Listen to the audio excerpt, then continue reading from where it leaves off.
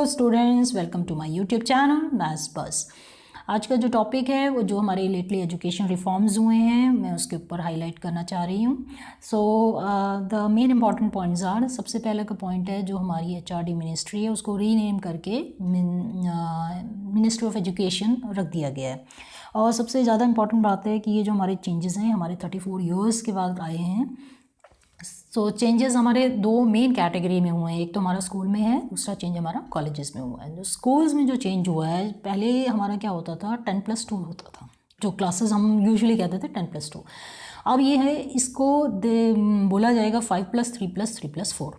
तो 5 इयर्स में इसका ये मतलब है कि क्लास 5 इयर्स का जो एजुकेशन विल स्टार्ट, वो जो बिगिनिंग के 5 इयर्स हैं, जो फाउंडेशनल कोर्सेज हैं, वो हमारा 3 इयर्स की एज से ही स्टार्ट हो जाएगा।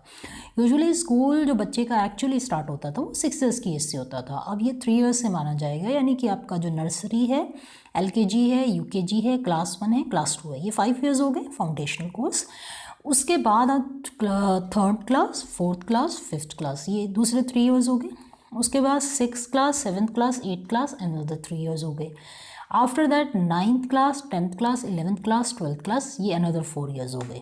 ठीक है, तो ये हमारा बेसिकली क्लासेस की कैटेगरी है। ठीक है, सो इसमें क्या है, 5 इयर्स को फाउंडेशनल कोर्स माना जाएगा, 3 इयर्स को प्रिपरेटरी माना जाएगा, और 3 इयर्स मिडिल हो गया, जो 6, 7, 8 हो गया वो मिडिल हो गया, और आपका 4 इयर्स ऑफ सेकेंडरी स्कूलिंग। ठीक है, पहले हमारा क्या होता था, हमारा होता था higher secondary, then we used to have senior secondary. तो उसको इन्होंने 9, 10th, 11th, 12th को सेकेंडरी स्कूलिंग में इंक्लूड कर दिया है।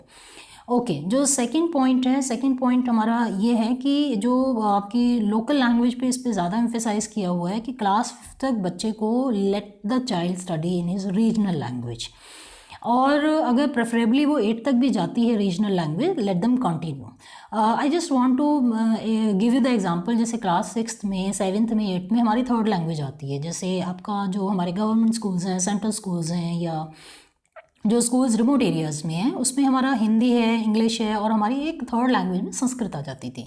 और जो प्राइवेट स्कूल्स हैं या इंटरनेशनल स्कूल्स हैं, उसमें क्या होता था कि आपकी जो 3rd लैंग्वेज है, फ्रेंच होती है, स्पेनिश होती है, चाइनीज़ है, तो ये 3rd लैंग्वेज हो जाती है। तो what the change has come कि वो 3rd लैंग्वेज, रीजनल लैंग्वेज भी इंक्लूड हो जाएगी। जैसे कि अगर बच्चा पंजाब में है तो Punjabi he can learn, Maharashtra में तो मराठी सीख सकता है, Tamil, Telugu, depending on the region that child is staying. तो इस बात को ज़्यादा इम्फेसाइज किया हुआ है कि रीजनल लैंग्वेजेस को भी बच्चा 8th क्लास तक preferably he can study. Next point ये है कि आपकी मल्टी स्ट्रीम है, यानी ये फ्लेक्सिबिलिटी जो है हमारे जो सब्जेक्ट्स में है, जो across the stream there will be flexibility. For example, जो बच्चा नॉन मेडिकल में है, तो नॉन मेडिकल का बच्चा जो है वो इकोनॉमिक्स भी ले सकता है, वो he can take the subject from humanities, he can take the subject from commerce, he can take political science, he can take psychology. तो इसमें जो है आपका सब्जेक्ट सेलेक्ट करने की फ्लेक्सिबिलिटी आ गई है। हालांकि ये इंट्रोड्यूस CBSE ने पहले भी कर दिया था, फ्लेक्सिबिलिटी ऑफ सब्जेक्ट्स, बस इसमें थोड़ा सा और they have come out with more open idea. Next है कि जो हमारे बोर्ड हैं उसको थोड़ा डाइल्यूट कर दिया, यानी कि जो जो बोर्ड में 10th और 12th के जो हमारे बोर्ड थे, उसमें अभी सिर्फ कोर कॉम्पिटेंसीज ही चेक होंगी। दे डोंट नीड टू, मतलब बहुत ज़्यादा डिफिकल्ट क्वेश्चन नहीं पूछे जाएंगे, बेसिक नॉलेज जो है, आइडिया है, वो that is going to be tested. 3rd class में, 5th क्लास में और 8th क्लास में भी जो इनकी फाइनल क्लासेस रहेंगी, तो इनका जो है there will be school examination, school exam होगा, जो कि हमारी अप्रोप्रिएट अथॉरिटी कंडक्ट करेगी।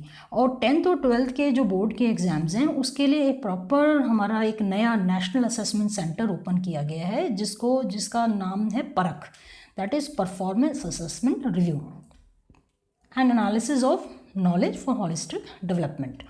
तो ये एक नया, यू कैन से उसको, it has been renamed. Okay, after that, what is new in this vocational, there is a vocation like class 6th तक बच्चे का, like vocation, he will be the you you can say choice to select a vocation. अब vocation में क्या क्या डालते हैं, let's see, we are just waiting. But for example जैसे आपका क्ले मॉडलिंग है, आपका फोटोग्राफी है, आपका फाइन आर्ट्स है, और like we use to have all these kind of like vocational. Foreign countries में जैसे बच्चे का जो इंटरेस्ट है, जो पैशन है, तो उसको वो परस्यू कर सकता है, पर डिपेंड करता है कि ये कौन कौन से वोकेशन हमारे उसमें ऑप्शंस में इंट्रोड्यूस करते हैं। उसके लिए 6th क्लास में इंटर्नशिप भी दी जाएगी, बच्चा जा सकता है, एक्सप्लोर किया जा कर सकता है। तो ये जो हमारा वोकेशन जो इंट्रोड्यूस किया है, उसके लिए 10 डेज़ जो हैं वो अलोकेट किए गए हैं, यानी कि आपके जो 10 डेज़ हैं वो नॉन स्कूलिंग रहेंगे। बच्चा स्कूल में नहीं जाएगा, बच्चा फील्ड में जाके अपने वोकेशंस को परस्यू करेगा। तो ये एक नया इंट्रोडक्शन है। So that's all in the school. तो स्कूल में ये चेंजेस आए हैं, this is the main changes that has been brought in the school. Now coming to the college. College में क्या चेंजेस आए हैं, कॉलेज में ये चेंजेस आए हैं जैसे कि अब व्हाट आर दे प्लानिंग कि सैटेलाइट कोई कॉलेज टेस्ट करेंगे। जो हमारा NTA जो होता था, जो हमारा नेशनल टेस्टिंग एजेंसी है, तो वो ये क्या करते थे, JEE मेंस कंडक्ट करा रहे हैं, they are conducting NEET, they are conducting CLAT. तो अभी वो सैट स्कॉलस्टिक एप्टीट्यूड टेस्ट, जिस तरह से हमारा फॉरेन यूनिवर्सिटीज़ के लिए होता है कि जब आप सैट अपीयर करते हो, यू गेट अ रैंकिंग, और उस रैंकिंग के बेस्ड पे you are allotted the colleges. तो इस टाइप के जो दे आर प्लानिंग की SAT type of exam they are going to conduct. Now next is 4 years bachelor. तो अभी इसमें जो बैचलर प्रोग्राम है उसको they are planning to keep it for 4 years। और उसमें एक जो नया चेंज है कि जो मिड टर्म ड्रॉप आउट्स हैं, है ना, जैसे कि सपोज़ कोई 4 years में, कोई 2 years में ही ड्रॉप आउट कर लिया, he is not able to complete, तो उसने ब्रेक ले लिया है, तो उसका क्या रहेगा, he will be given the certificate for that, okay, so he will be given credit with option to complete degree after a break। यानी कि वो आफ्टर अ ब्रेक, जैसे 2 years के बाद वो नहीं कर पाया, तो यूजुअली हमारा क्या होता था, वो ड्रॉप आउट हो गया तो ड्रॉप आउट हो गया, he could not complete his degree. लेकिन अब उसको ये ऑप्शन दिया गया है कि after certain time he can resume his education, और उसको डिग्री प्रोवाइड की जाएगी। Okay, sorry. नेक्स्ट जो है, जो हमारे नेक्स्ट 15 years में जो कॉलेजेस हैं उनको ऑटोनॉमी दी जाएगी कि वो डिग्री खुद दे सकते हैं।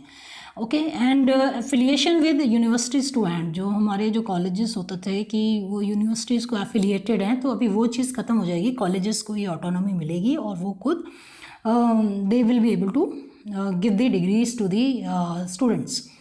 Now comes next is going glocal, that is the जो glocal is you can say थोड़ा सा वास्ट है। अभी let's what kind of shape or what kind of thing it takes for the time to come।